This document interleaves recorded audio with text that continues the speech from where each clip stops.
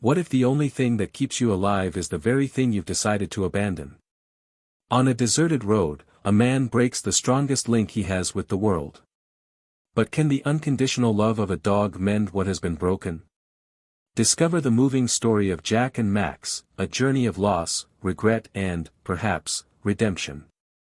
The engine of the 1998 Chevrolet Impala rumbled softly as Jack Anderson drove along Highway 23 in Montana, his tense fingers squeezing the worn steering wheel until his knuckles turned white. The sky was beginning to lighten on the horizon, painting the distant mountains in shades of purple and orange that would once have made him stop to admire the view. Now, every ray of the rising sun seemed more like a silent indictment of what he was about to do. In the passenger seat, Max, his 8-year-old golden retriever, leaned his muzzle on the partially open window, his golden ears swaying gently in the morning breeze. From time to time, he turned his head to look at Jack, his brown eyes conveying that unconditional devotion that was now like a knife twisting in his master's chest. "It'll be better this way, buddy," Jack murmured, more to himself than to Max, his husky voice breaking the silence of the cabin. The words sounded empty even to his own ears.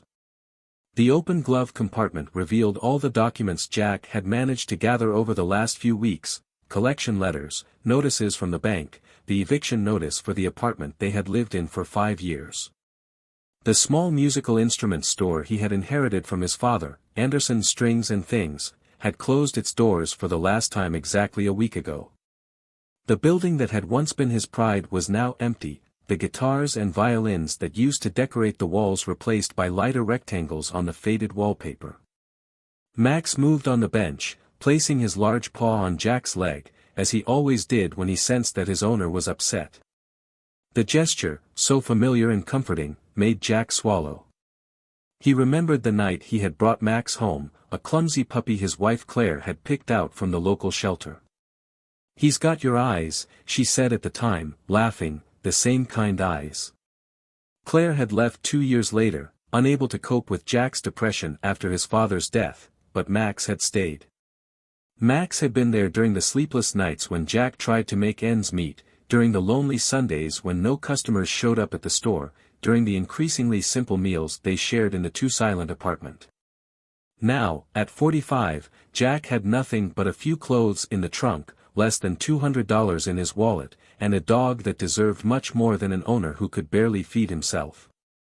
The sun was getting higher when Jack spotted what he was looking for, a rest area near a small town. There was a diner in the distance, and he could see a few parked cars. People who could give Max what he could no longer offer: stability, regular food, a roof over his head. Jack slowed down, feeling his heart hammering against his ribs. Max perked up, probably thinking that they would be making one of their usual stops for a morning walk. The dog wagged his tail when Jack stopped the car, the familiar sound of the seat belt being released making his ears perk up in anticipation.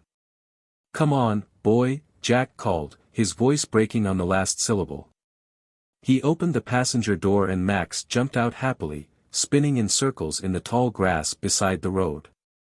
Jack knelt down, allowing himself one last moment with his friend. His hands trembled as he stroked Max's soft ears, memorizing the texture of the golden fur between his fingers. "You'll be all right," he whispered, his vision blurring with unshed tears. "Someone will find you. Someone better than me." Max licked his face, completely oblivious to what was to come. Jack stood up abruptly, staggering back to the car. His legs felt like they were made of lead as he forced himself into the vehicle, closing the door with a dull thud that seemed to echo for eternity. Through the rearview mirror, he saw Max standing at the side of the road, his head tilted in confusion. When the Impala's engine roared again, the dog took a few steps towards the car, his tail still wagging, although more slowly now.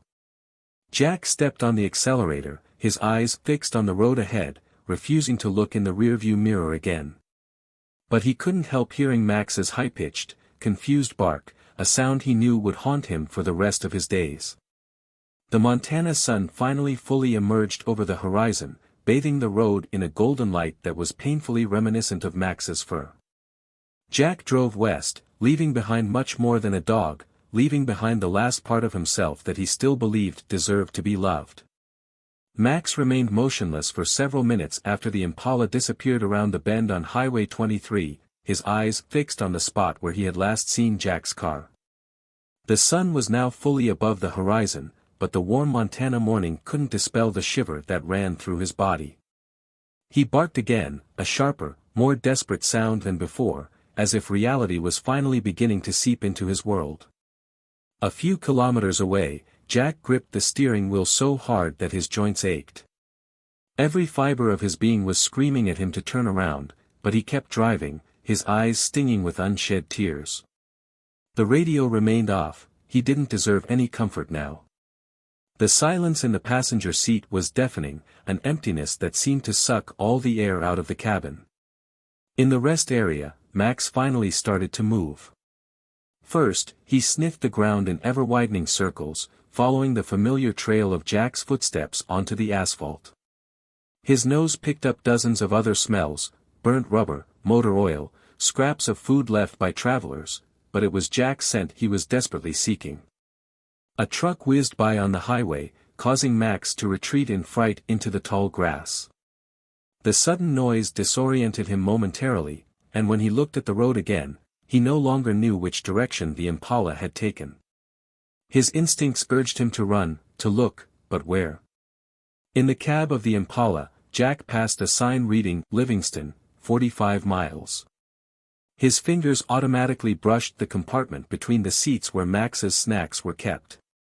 He found a forgotten cookie and the automatic movement of offering it to the empty seat next to him almost made him vomit. He pulled over abruptly, the wheels kicking up dust. "I had no choice," he whispered to the empty seat, his words sounding hollow even to his own ears. "I had no choice, no choice." The repetition of the phrase didn't make it any more true. Back at the rest area, Max began to walk hesitantly along the edge of the road. Each passing car made his heart soar with hope, only to sink again when he didn't recognize the familiar rumble of the Impala's engine. A blue sedan slowed down as it passed him, and a child in the back seat waved cheerfully. Max automatically wagged his tail. Jack always said he had good manners, but continued his determined walk. In the nearby diner, a waitress called Emma Bennett was starting her morning shift when she noticed the golden retriever through the window. Something about his posture disturbed her. He was no ordinary stray, there was a sad dignity in his bearing that broke her heart.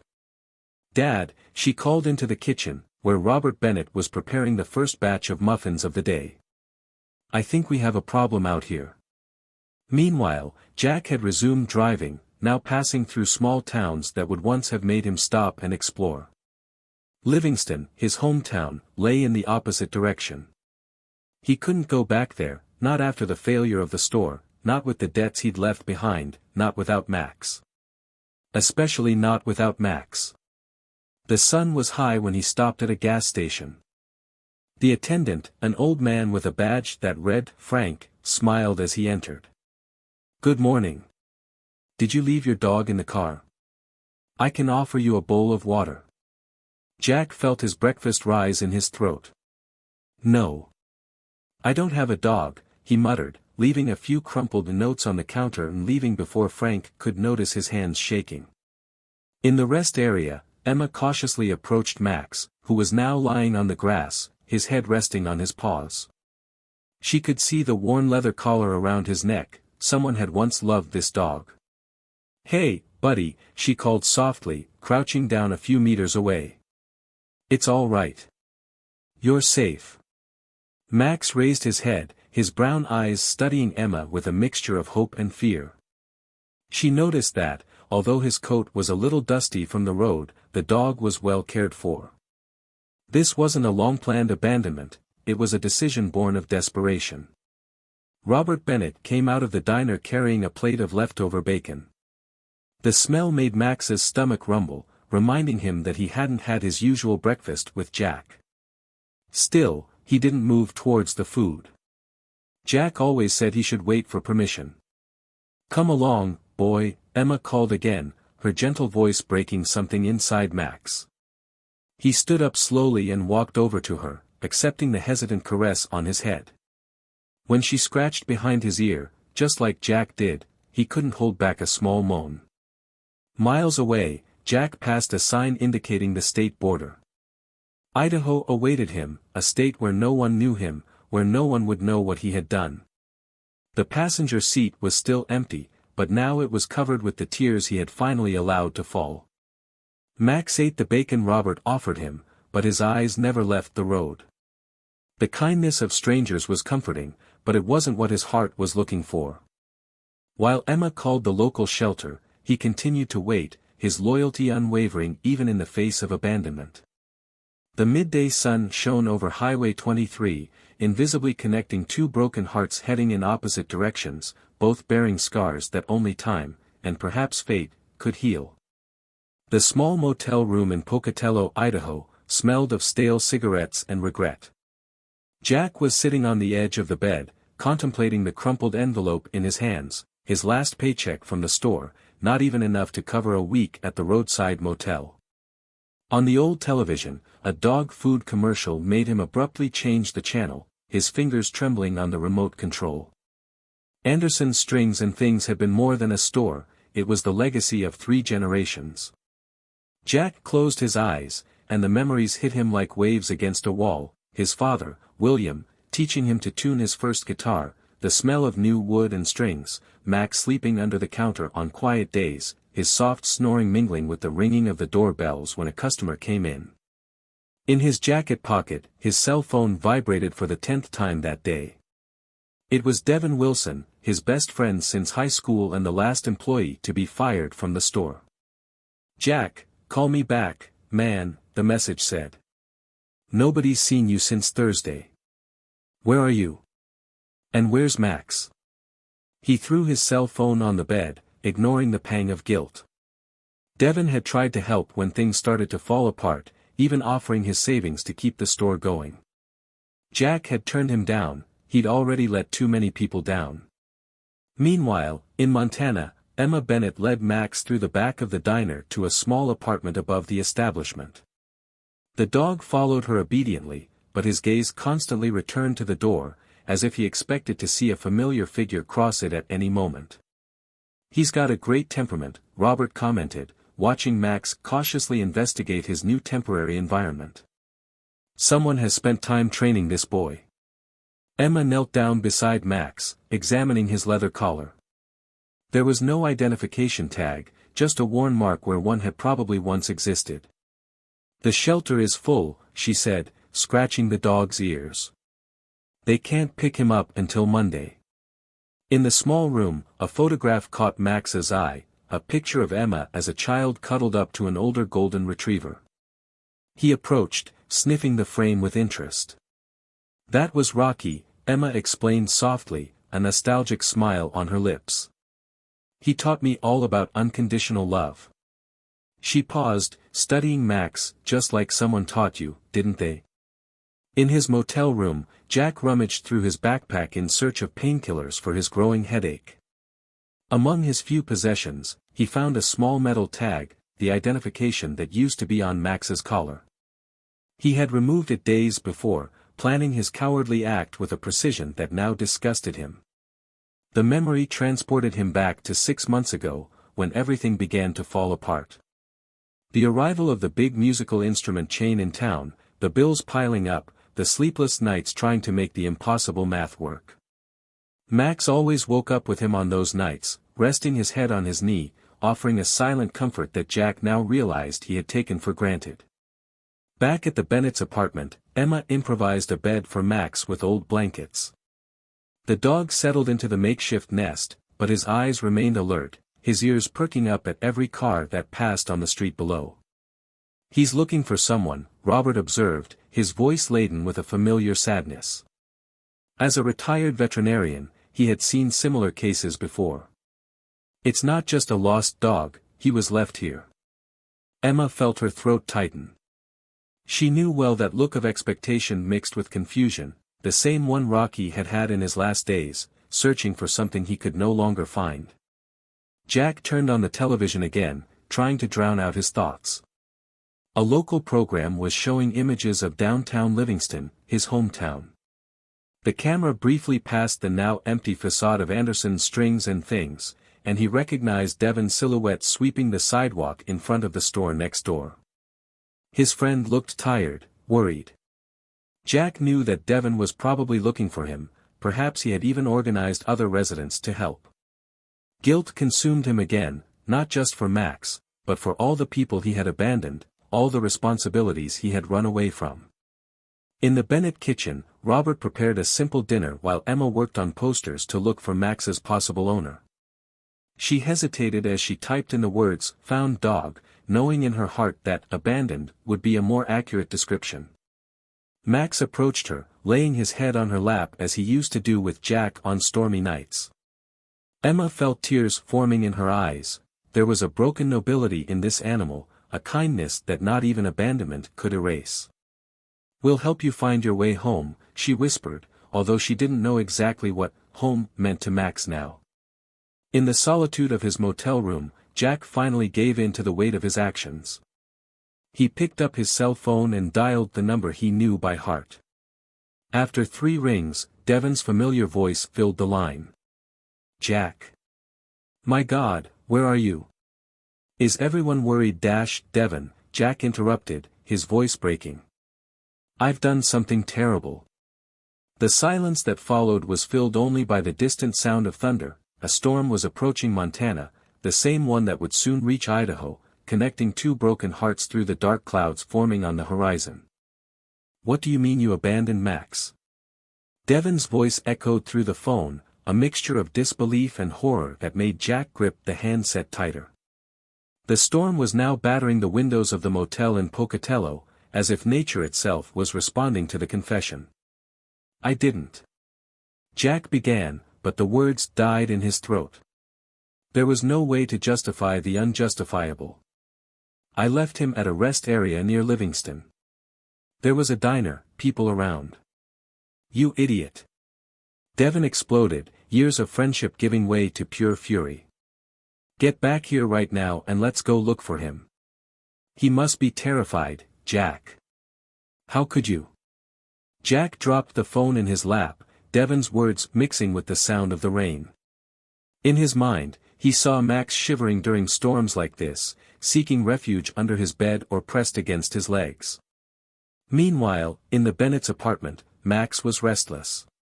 Each clap of thunder made him cringe slightly, his eyes instinctively searching for the corner of the sofa, his safe place in Jack's house during storms.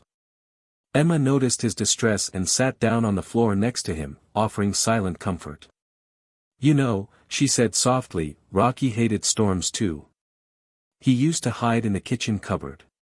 Her words seemed to calm Max down a little, as if he understood that he wasn't alone in his fear. Robert entered the room drying his hands on a dishcloth, his expression worried as he watched the golden retriever. As a retired veterinarian, he recognized the signs of a traumatized animal, not just from the storm, but from a profound loss. "I'll call some contacts first thing tomorrow," he told Emma. "Someone must know this dog. Livingston's not that big." Back at the motel, Jack finally recovered his voice. "Devon, I can't go back. I can't take care of him. Or myself." "Then let me help, you stubborn bastard." Devon replied, his voice softer now. "Remember when your father died? You disappeared for 3 days. It was Max who found you in that roadside bar, remember? He sniffed you out for almost 5 miles. The memory hit Jack like a punch in the gut. It had been one of the worst nights of his life, the guilt over not being in hospital when his father died, the anger directed at himself, the empty bottles of whiskey. Max had appeared out of nowhere, drenched in rain, barking at the door of the bar until the owner let him in. Devon was right behind, panting, having followed the dog all over town. In the apartment, Emma was trying to distract Max from the storm by showing him old photos of Rocky. "Look at this one," she smiled, pointing to a yellowed picture.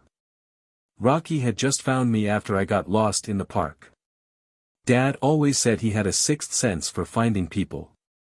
Max tilted his head, his eyes fixed on the photograph.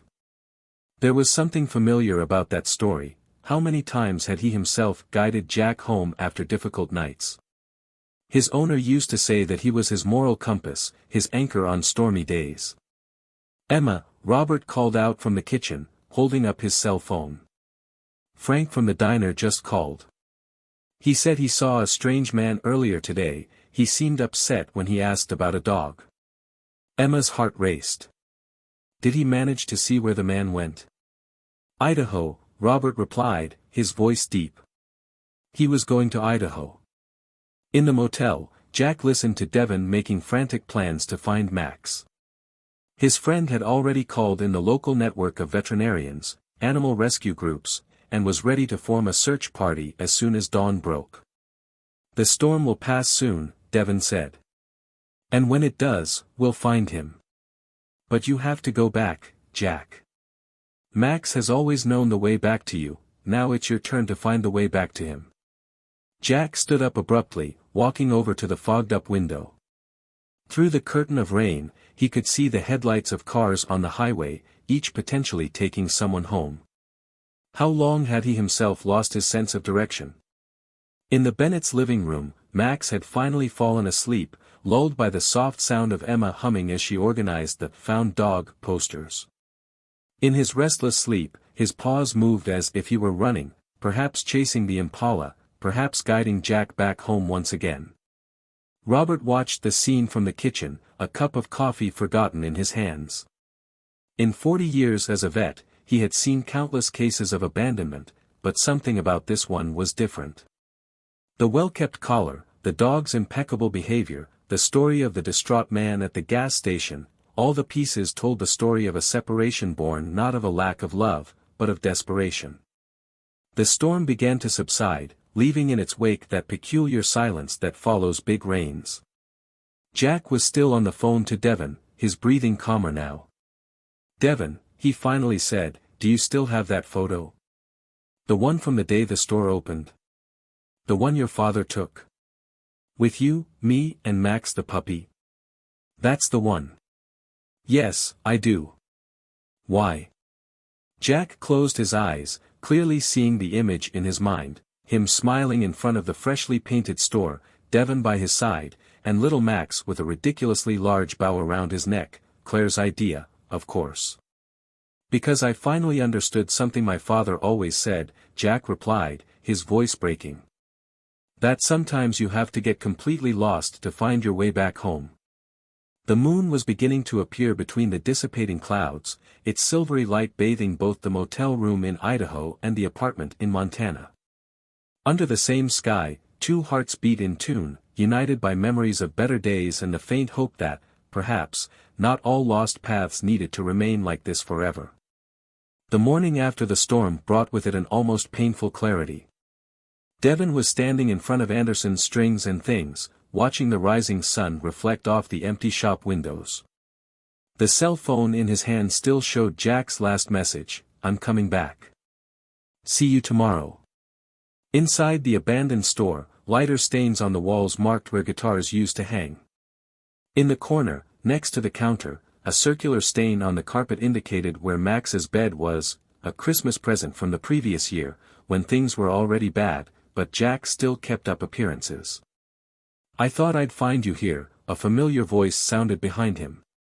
Claire Anderson, now Claire Mitchell, was standing on the sidewalk, her red eyes hinting at a bad night's sleep. "Frank from the diner called me. About Max."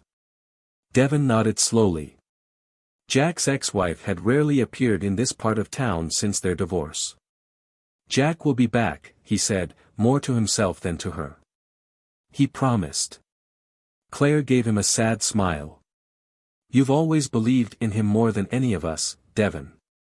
Even more than me."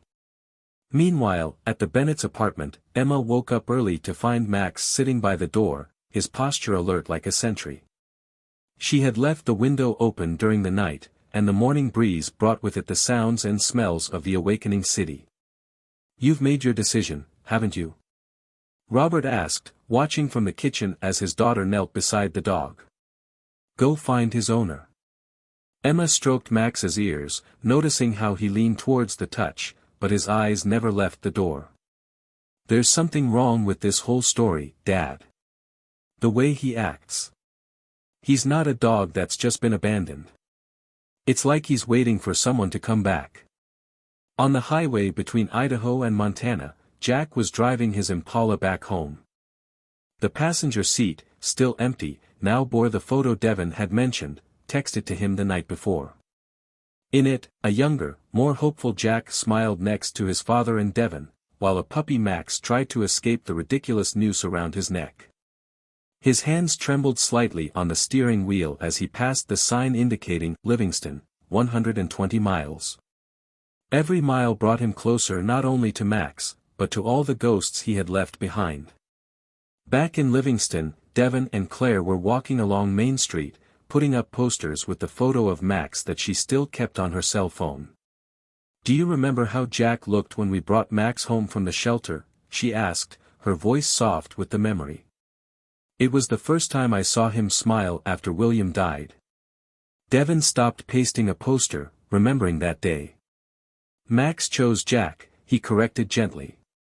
He ignored all the other visitors to the shelter and went straight to him. As if he knew. At the Bennett's apartment, Emma had managed to convince Max to eat some of the food his father had brought from the veterinary clinic. As she watched him, she noticed something in the way he sat, always facing the door, always alert. "Dad," she called out suddenly. "Do you still have contact with Susan from the municipal shelter?" Robert looked up from his newspaper. "Yes, I do." "Why?" "Because Max doesn't act like a street dog or a poorly treated dog. He acts like a dog who's been through basic training, who's had a home, a routine." She paused, organizing her thoughts. "If he came from a shelter originally. The records could tell us who adopted him," Robert added, reaching for his phone. On the highway, Jack passed a familiar sign, the same rest area where he had left Max. His foot instinctively hit the brake, but he forced himself to keep going. First, he needed to face the people he had abandoned in Livingston. He had to earn the chance to look for Max. The morning sun was already high when Claire found something among the store's old mail, a photo lying behind the counter. In it, Jack was playing the guitar sitting on the store floor, while Max, still a puppy, lay with his head in his lap. "He used to play for Max every night after the store closed," Devon commented, looking at the photo over her shoulder. "He said it was the best audience he'd ever had." In the Bennett's apartment, Robert's phone rang. It was Susan from the municipal shelter. "Bob, you're not going to believe this," she said, her voice excited. "I found this golden retriever's records. He was adopted 8 years ago by a couple, Jack and Claire Anderson. There's even a photo here of the adoption." Emma watched her father make frantic notes, her heart racing. Finally, they had a name. Back on the highway, Jack passed the "Welcome to Livingston" sign. His hands gripped the steering wheel as he saw Main Street in the distance. On the passenger side, the picture smiled at him, his father, Devon, himself and Max, all frozen in a moment of pure hope. "I'm coming back, buddy," he whispered, his voice breaking slightly. "I just hope it's not too late." In the Bennett diner, Max suddenly raised his head, his ears moving like radars. Something in the air had changed, perhaps a familiar scent brought by the morning breeze, perhaps just the instinct that had always guided him back to Jack, no matter how lost its owner was. The city of Livingston was fully awake now, unaware of the drama unfolding on its streets. In different parts of the city, people were beginning to notice the posters with Max's photo. At the municipal shelter, Susan was typing frantically, looking for more information about the Andersons. On Main Street, Devon and Claire continued their mission with the posters, united once again by the fate of the dog who had once helped them heal old wounds. And somewhere between them all, a 1998 Chevrolet Impala approached the house, carrying a man who had finally understood that some things, like the unconditional love of a dog, were too precious to be abandoned. Jack's Impala entered Livingston's boundaries like a ghost returning to the place of its torment. It was 10 o'clock in the morning when he parked in front of Anderson's Strings and Things, the faded sign seeming to silently accuse him. Through the dusty window, he could see Devon and Claire inside the empty store, sticking something to the walls, posters, he realized with a tightness in his chest. Before he could muster the courage to get out of the car, his cell phone vibrated. It was a message from Devon, "We have news about Max. Come in soon." In the Bennett cafeteria, Emma was on the phone to Susan from the shelter, frantically jotting down notes on her pad. So Max was adopted when he was only 2 months old. Yes, wait, what did you say about the music store? Robert, who was serving coffee to some regulars, stopped when he heard his daughter mention Anderson's Strings and Things. Max, who had been asleep by the counter, raised his head abruptly, his ears alert to the sound of familiar footsteps approaching the diner. Jack took a deep breath before pushing open the door of his old store. The bell was still ringing in the same way, although now its tinkling sounded more like a requiem than a welcome. Claire was the first to notice him, her red eyes widened in recognition and something else, pity. "Jack," Devon stepped forward, his voice a mixture of relief and concern. Susan from the municipal shelter called. She found Max's records. "I know where he came from," Jack interrupted softly, his eyes roaming the walls now covered in posters with Max's picture. "I was there, remember? It was you who took us to the shelter that day." Claire approached, holding up one of the posters. "No, Jack. Susan found out where he is now." The world seemed to stop for a moment. Jack felt his legs go weak, needing to lean on the empty counter where Max used to sleep during the slow summer afternoons. "The snack bar in the rest area," Devon explained quickly. "The owners found him. He's safe." In the diner, Emma watched through the window as her father talked to Frank, the clerk at the neighboring gas station. Max was still alert, his eyes fixed on the door as if waiting for something, or someone. "The man from the Impala is back," Frank was telling Robert. "I just saw him park in front of that closed music store on Main Street." Robert exchanged a meaningful glance with Emma. "Call Claire," he instructed. "Tell her we're taking Max there." Jack was sitting on the floor of the empty store, exactly where he used to play the guitar for Max every night. Claire and Devon watched him in silence as he digested everything they had told him about the Bennetts, about how they found Max, about how they took care of him. "Is he really all right?" Jack asked for the third time, his voice breaking. "He is," Claire replied softly. "And he's coming." The sound of a car parking made the three of them turn towards the window. Robert Bennett got out of the driver's seat, Emma on the passenger side. And then Max jumped out of the back seat, his collar attached to a leash that Emma was holding. For a moment, he seemed disoriented, looking around the busy street. Then his nose rose, catching a familiar scent in the air. Inside the store, Jack stood up shakily. Devon put a hand on his shoulder, as if to stop him from running away again, but it wasn't necessary. Jack was paralyzed, watching through the glass as Max sniffed the air, his head turning slowly towards the store. Emma let go of the guide. Time seemed to slow down as Max turned completely towards the window of Anderson's Strings and Things. His brown eyes met Jack's through the glass, and for a terrible moment, no one breathed. The doorbell jingled as Jack opened it with trembling hands. He took one step out, then another, his legs barely supporting him. He stopped on the sidewalk, unable to move any further. Max didn't move for a moment that seemed eternal. Then, slowly, his tail began to wag. "Max," Jack whispered, falling to his knees on the sidewalk. "Forgive me, buddy. Forgive me." The golden retriever took a step forward, then another, his tail wagging harder with each step. When he was only a few meters away from Jack, he stopped again, as if assessing the situation. "It's all right," Emma said softly from where she stood. "Go." As if waiting only for that permission, Max covered the remaining distance in 3 leaps, practically knocking Jack over in the process. His barks of joy echoed down the street as he licked his owner's face, his whole body shaking with excitement. Jack hugged Max tightly, burying his face in the golden fur that still smelled like home.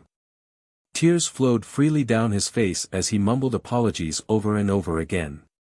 Claire wiped her own eyes, leaning on Devon, who also made no effort to hide his emotion. Robert and Emma watched the scene with emotional smiles, understanding that they had been part of something bigger than they had imagined. "You came back," Jack whispered to Max, who responded with little moans of happiness. "You always come back for me, don't you?" The midday sun bathed Main Street, illuminating the scene like a natural spotlight. Passers-by stopped to watch, some recognizing the dog from the posters, others simply touched by the obvious emotion of the moment. And there, on the sidewalk in front of the store that had once been his family's dream, Jack Anderson finally understood that sometimes you have to lose everything to realize what really matters. Max licked his tears, forgiving him completely, unconditionally, as he had always done. The journey home had only just begun, but now, for the first time in a long time, the road seemed a little less daunting. The meeting in the Bennett diner had a surreal air about it. Jack was sitting at one of the tables in the corner, Max lying on his feet, refusing to move more than a few centimeters away from his newfound owner. Devon, Claire, Emma and Robert occupied the other chairs, cups of coffee untouched in front of them. "I can't thank you enough," Jack said for the third time, his hand unconsciously stroking Max's ears. "If you hadn't found him." "What matters is that you're back," Emma interrupted gently, watching as Max snuggled even closer to Jack's feet with every word. "But we need to talk about what happens now." The question hung in the air like smoke, heavy and inescapable. Jack felt the weight of the stares on him, not accusatory, but expectant. Max raised his head, his brown eyes fixed on his master's face, as if he too expected an answer. "I've got nothing," Jack admitted, his voice breaking.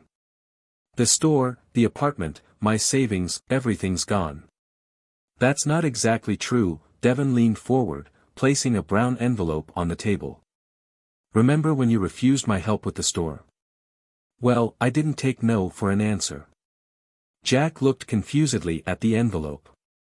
With trembling hands, he opened it to find legal documents and a partnership agreement dated 3 months ago. "I bought 40% of Anderson's," Devon explained, a small smile on his lips. "Technically, you're still the majority owner. And yes, we still have the keys." Claire shifted uncomfortably in her chair. "There's more," she said, avoiding her ex-husband's gaze. "When you disappeared, I got in touch with some of our old suppliers. Many are willing to renegotiate their debts. Yamaha has even offered a new consignment contract." Jack felt his throat tighten. Max, sensing his emotion, rested his head on his knee, a gesture so familiar it made his eyes sting. "Why?" he managed to ask. "After everything I've done." "Because you're family," Devon replied simply. "And family doesn't give up on each other. Max taught us that, remember?" Robert cleared his throat, drawing everyone's attention. "If I may suggest," he began, his years of experience evident in his calm voice, "you could start slowly.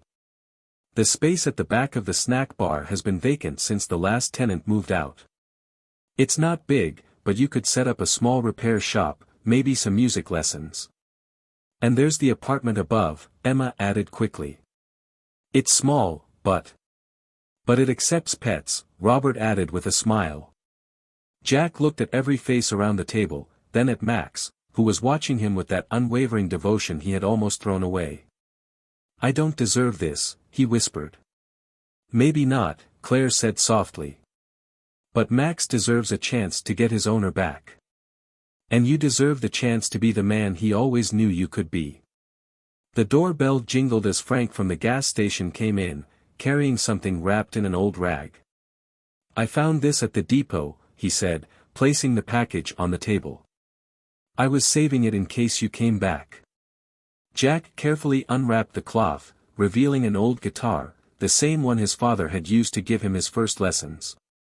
He had left the instrument at the gas station weeks ago, trading it in for enough gas to get to Idaho. "It's a little out of tune," Frank commented, "but nothing that can't be fixed." Jack ran his fingers over the strings, producing an off-key chord that made Max raise his ears in recognition. How many nights had they spent like this? Him playing, Max listening, the worries of the world momentarily forgotten. "The main store still needs a lot of work," Devon said, picking up his cup of coffee for the first time. "But in the meantime, we could start here. Small repairs, a few lessons, rebuilding little by little, like a family." "Like a family," Jack repeated, the words taking on a new weight now. He looked at Max, who was wagging his tail slowly, as if approving of the plan. Emma stood up, walked over to the counter and returned with an old key. "The apartment is yours, if you want it," she offered. "But on one condition." "What?" Jack asked, although he already knew the answer from the smile on her face. "Max has to visit me every day. He's kind of become the diner's official mascot." A soft laugh rang out across the table, the first moment of genuine lightness of the morning. Max, as if understanding that they were talking about him, gave a soft bark that made everyone smile. Jack picked up the key, feeling its weight in his hand.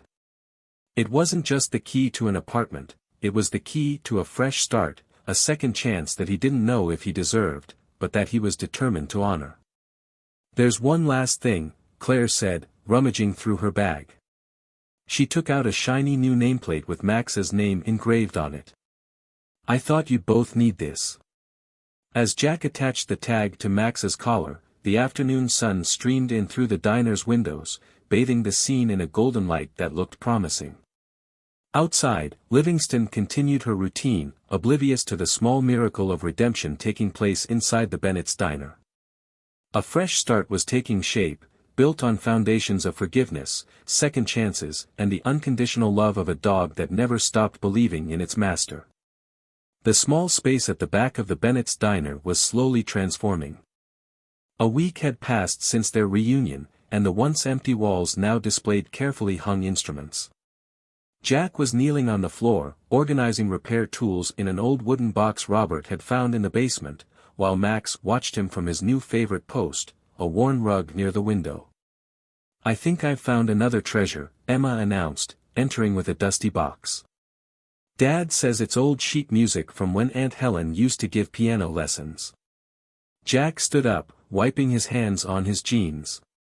Next to him, Max wagged his tail in acknowledgement of Emma, who had already become a constant presence in their new lives. The apartment above the diner was small, but the proximity to the Bennetts had proved to be a blessing in disguise. "Your first student arrives in an hour," Emma recalled, leafing through the yellowed sheet music. "That boy, Tommy?" His mother called earlier to confirm. Jack felt his stomach churn with nervousness. It was his first lesson since everything. Devon had spread the word that Anderson's was starting up again, albeit on a smaller scale, and the community had responded with a mixture of curiosity and cautious support. "Max will help," Emma smiled, noticing his anxiety. "He has a natural gift with children." As if to confirm her words, Max stood up and nuzzled against Jack's hand, his moist, familiar touch calming his owner's nerves.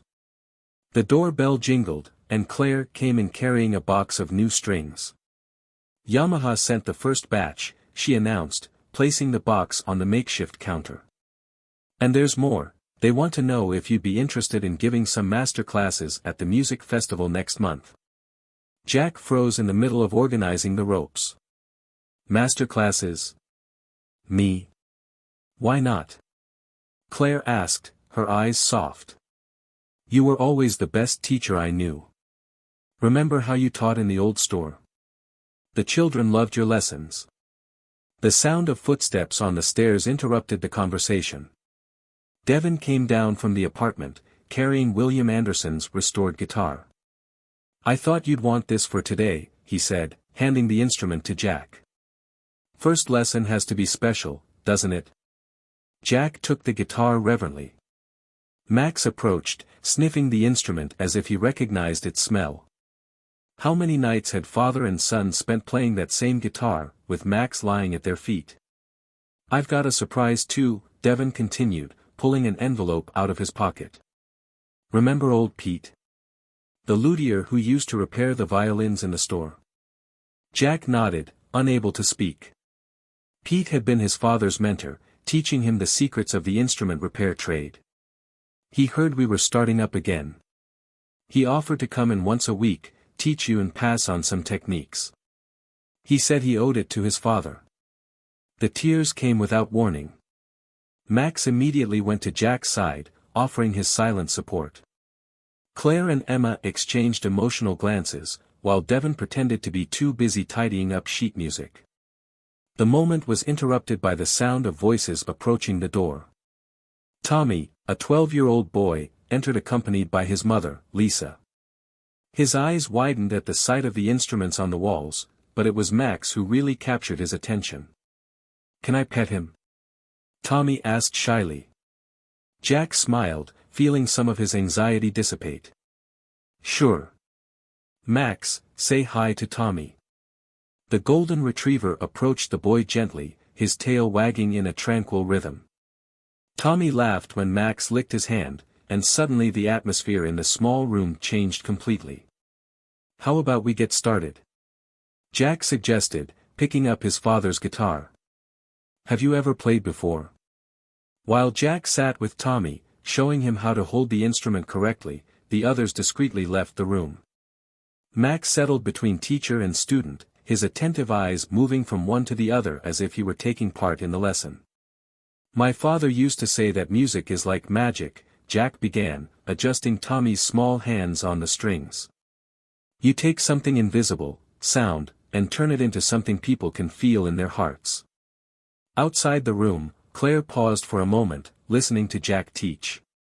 His voice had that same gentle, patient tone that she remembered from the old classes, when the store was still full of life and music.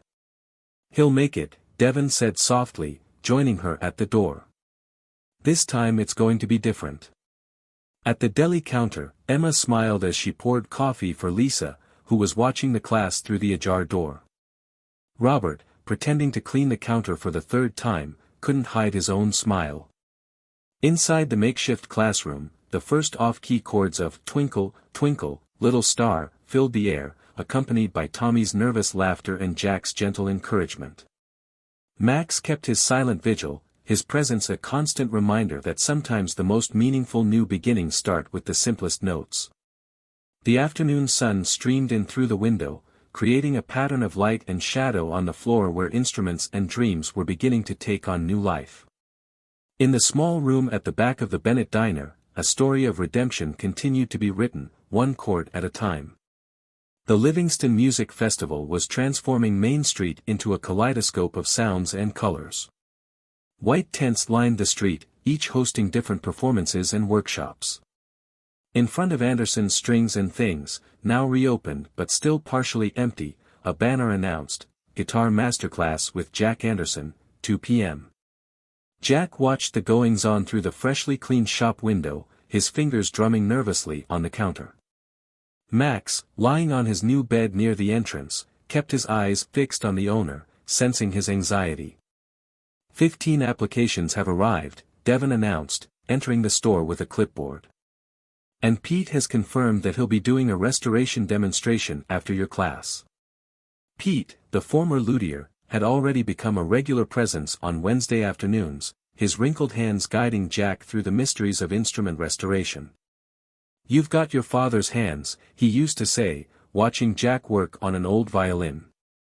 "Jack." Claire called from the doorway, snapping him out of his thoughts. She was carrying a guitar case that he recognized immediately. It was the instrument they had bought together on their first wedding anniversary. "I thought you might want this today." The moment was interrupted by Tommy, his first student, who rushed into the store. "Mr. Anderson. I've brought my friends from school for the masterclass." Behind him, a group of children crowded around, looking curiously at the instruments on the walls.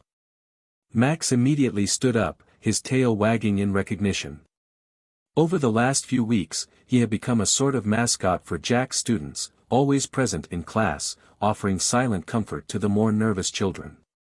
"Hey, Tommy," Jack smiled, feeling some of his tension dissipate. "Ready to be my assistant today?" The boy's face lit up. Over the last few weeks, he had become Jack's most dedicated student, practicing tirelessly at home. Lisa, his mother, joked that his bedroom had been transformed into a mini music studio. Emma came in carrying a tray of water bottles and cookies. "I thought you might need these," she smiled, placing the tray on the counter. "Dad's preparing a special lunch in the cafeteria for after the masterclass." The morning passed in a blur of preparations. Jack arranged the chairs in a semicircle, adjusted the small sound system Devon had borrowed, and mentally rehearsed his presentation once again. Max followed him closely, occasionally nuzzling his hand as if to say, "It's okay." By midday, the store was unrecognizable. Where once there had only been empty spaces in the walls, now new and restored instruments created a welcoming atmosphere. The clean windows let in the sunlight, illuminating the space that was slowly coming back to life. "There's someone here to see you," Robert announced, entering the store.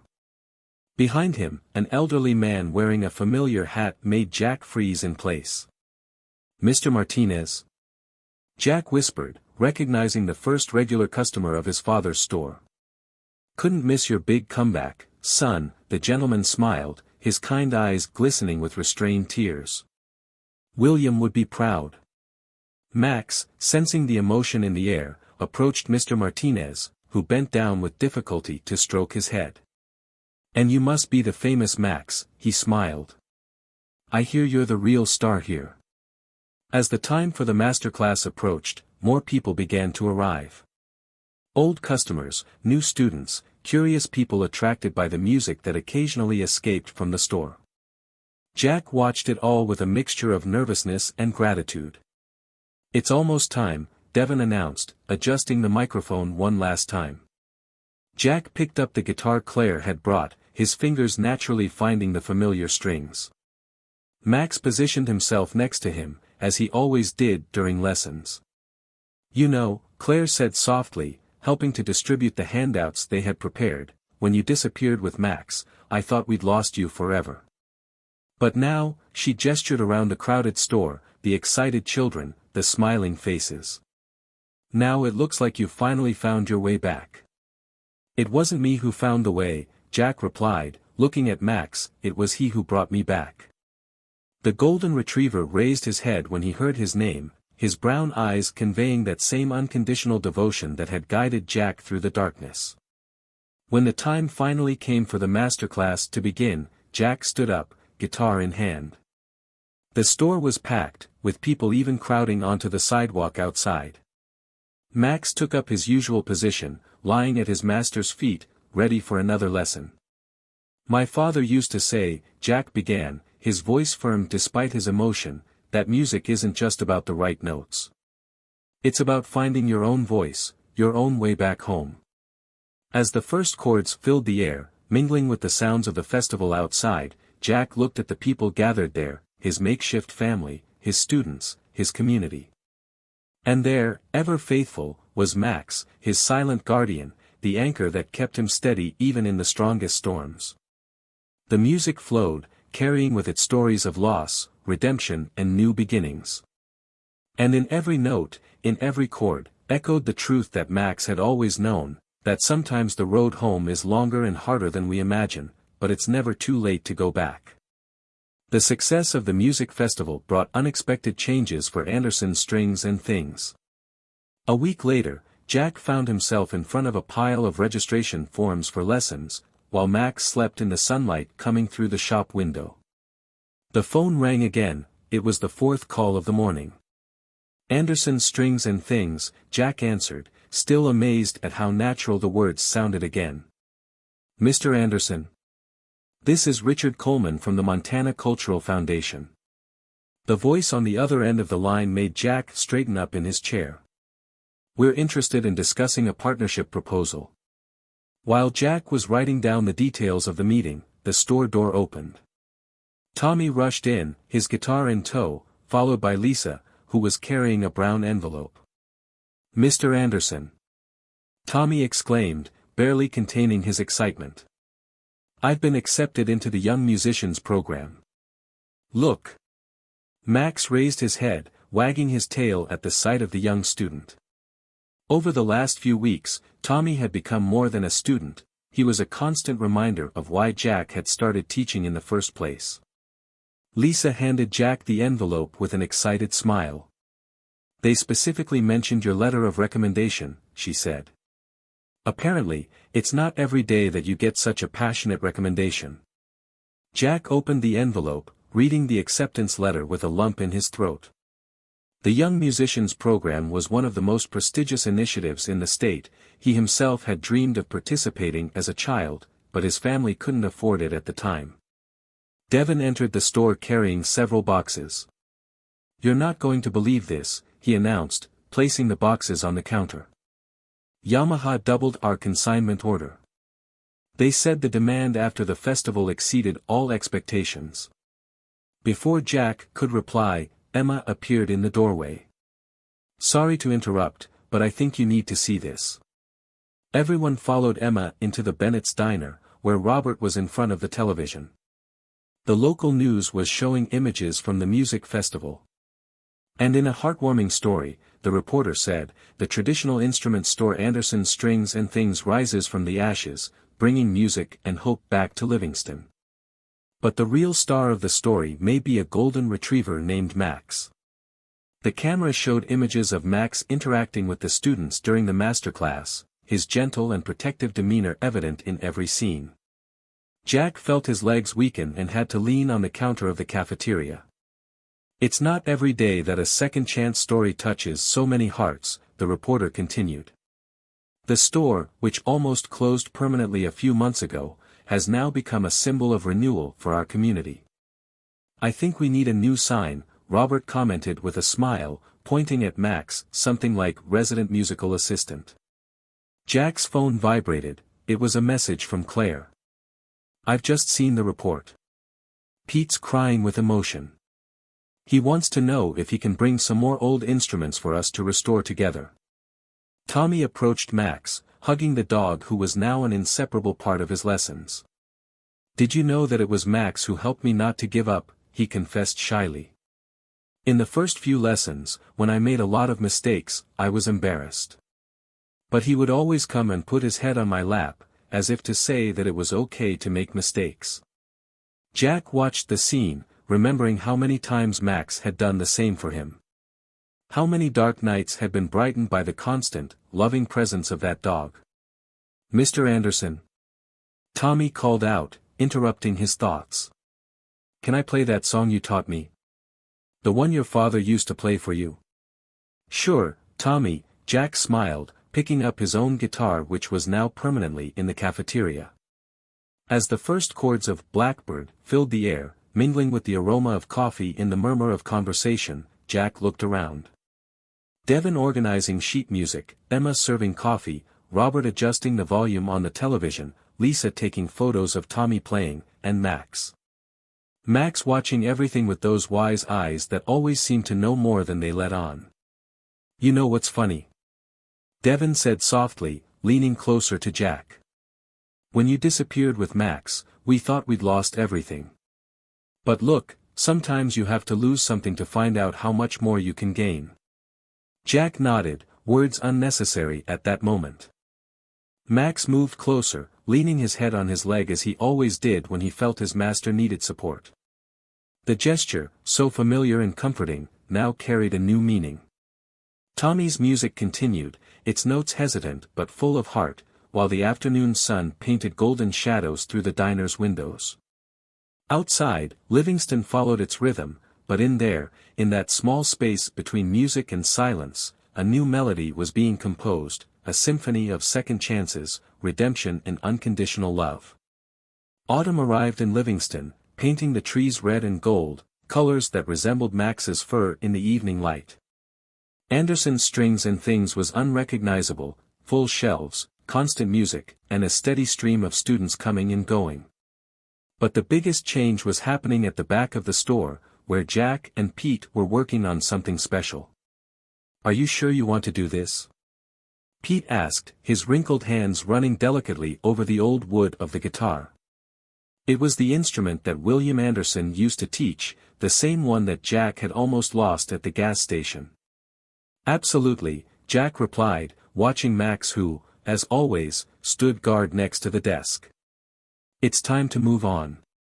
The doorbell jingled, and Tommy entered carrying something that made Jack's heart leap, a golden trophy from the Young Musicians program. First place, the boy announced, his eyes shining. Max immediately went to receive it, wagging his tail enthusiastically. And look, Mr. Anderson, they mentioned the store on the certificate.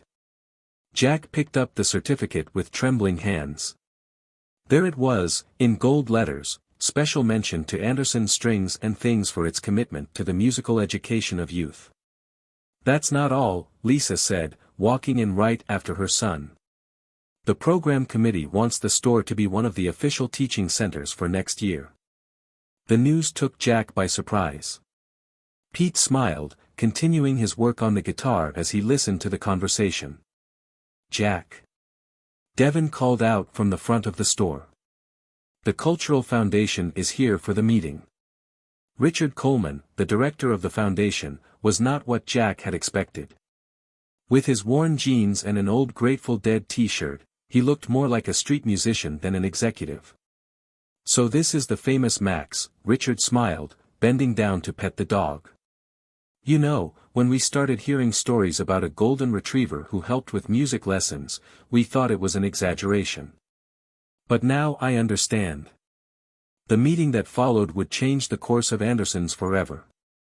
The Cultural Foundation wanted to establish a scholarship program, using the store as its headquarters. Music for all, they would call it. We want to reach kids who, like you one day, Jack, dream of music but don't have the resources, Richard explained. And after seeing how Max interacts with the more nervous students, well, let's just say we have big plans for his furry assistant. Emma, who had come in to serve coffee, exchanged a meaningful glance with Jack. Over the last few weeks, they had talked about expanding the classroom space, perhaps using the old cafeteria storage room. Now, with the foundation's support, that dream seemed closer than ever. There's one more thing, Richard continued, taking an envelope out of his briefcase. Your story, well, it touched a lot of people. A local production company wants to make a documentary about second chances, music, and the power of a dog's unconditional love. Jack felt Max lean his head on his knee, as he always did at important moments. Pete had stopped working on the guitar, his hand still on the instrument that carried so many memories. William used to say, Pete commented softly, that every instrument has a story to tell. But sometimes, it's the stories that happen around them that really matter. Tommy, who had been quiet throughout the conversation, suddenly asked, Mr. Anderson, why are you restoring your father's guitar? Jack smiled, exchanging a look with Pete, because it's going to have a new owner soon. The boy's eyes widened in understanding. But that's your dad's guitar. It's too special. That's exactly why, Jack replied, his voice breaking. Some things are too special to keep. They need to be passed on so that they can continue to tell their stories. The evening light streamed in through the store's windows, creating golden halos around the hanging instruments. Max moved closer to Tommy, as if he already knew that the boy would need comfort to process this moment. You know, Richard commented, observing the scene, when I came here, I was prepared to present a business plan, talk about numbers and projections. But now I understand what everyone says about this place. It's not just a music store, it's a place where miracles happen. Devin, who had been organizing sheet music near the window, added, and it all started with a dog who refused to give up on his master. Jack felt tears welling up in his eyes, remembering that terrible morning in the rest area. How could he have imagined, in that moment of total despair, that his lowest act would end up leading to something so extraordinary? Max, as if sensing his master's emotion, stood up and put his head on Jack's lap. His brown eyes, so full of love and understanding, seemed to say what everyone there already knew, sometimes the end of one story is just the beginning of another much more beautiful one. William Anderson's guitar lay on the work table, its new strings gleaming in the light of the setting sun, waiting to begin its next journey. Just like Anderson's Strings and Things, he was ready for a new chapter, a chapter written with notes of hope, chords of redemption, and the eternal melody of unconditional love. It was a typical Sunday morning in Livingston, a year after that terrible dawn in the rest area. Anderson's Strings and Things was closed to regular customers, but soft music escaped through its windows. Inside the store, chairs had been arranged in a circle, occupied by familiar faces and new friends. Jack was sitting in his usual place, his father's guitar now in the hands of Tommy, who was confidently playing a composition of his own.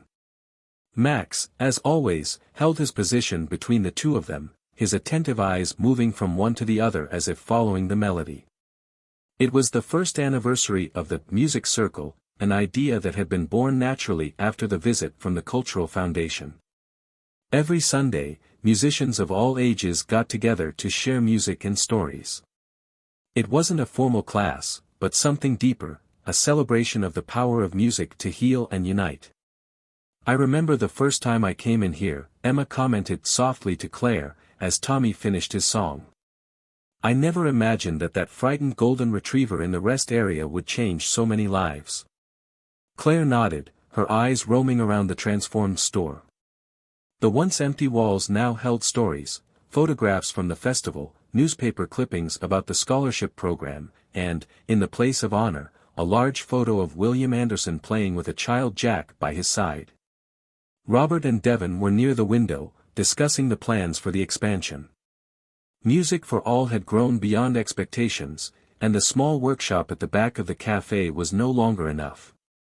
"The documentary premieres next month," Pete commented, his old guitar resting on his lap. "They want to hold the premiere here in the store." "And to think it all started with an abandonment," Frank, from the gas station, reflected. He was now a regular on Sundays, even though he had never learned to play an instrument. "Sometimes I wonder if it was Max who found his way home, or if it was Jack." "I think it was both," Lisa replied, watching her son play. Tommy had become more than a musical prodigy, he was a living symbol of how music could transform lives. Jack listened to all these conversations with a full heart. Max, sensing his master's emotion, rested his head on his knee, a gesture so familiar that it still made his eyes water. "I've got something to share today," Jack announced when Tommy had finished his song. Picking up his guitar, he began strumming a melody that no one there recognized. It was something new, something that had been born out of the silent nights in his small apartment above the diner, with only Max as an audience. "It's called The Way Back," he explained, his voice soft. "Because sometimes we need to lose ourselves completely to find who we really are." The song was like a story being told through the strings. It began hesitantly, lost, as he had been that morning in the rest area. Then, slowly, it found its strength, its direction, turning into something beautiful and hopeful.